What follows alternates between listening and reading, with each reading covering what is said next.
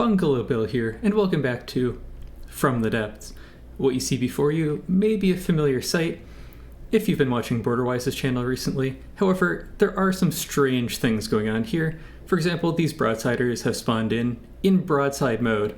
I know this may be uncomfortable, but please bear with me.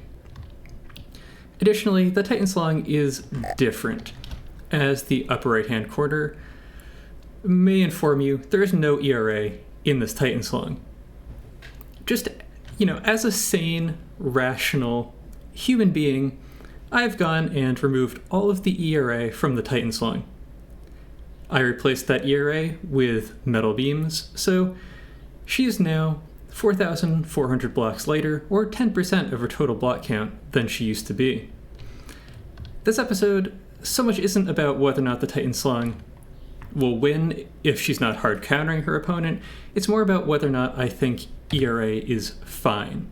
And of course, the presence of this episode indicates that I don't think ERA is fine. Now, in particular, what do I not like about ERA?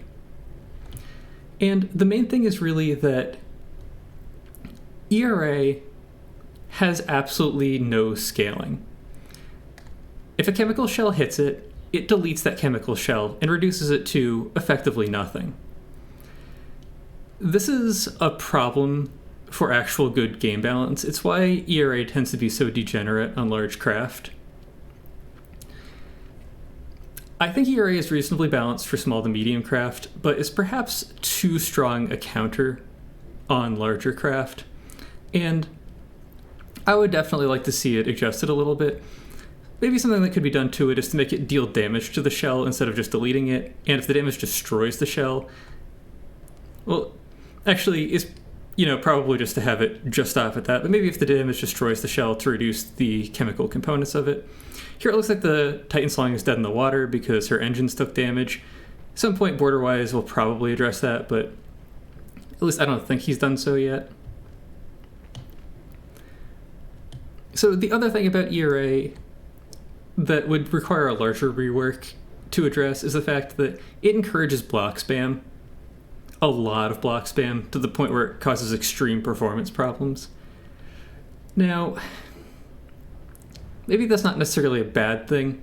It kind of is if you're using other people's craft, because for myself, I can just not use ERA. I think that ERA actually needs some significant adjustments before I'd be willing to use it myself. But to that regard, well, ERA maybe could just become a structural block that's just good against armor-piercing rounds.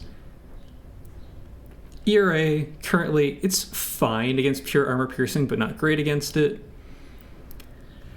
It's really only good against certain types of chemical rounds, APHE in particular. If it was maybe moved to be more of a structural block, then you'd be able to use it in beams instead. And it would get really a better place in the meta, I think.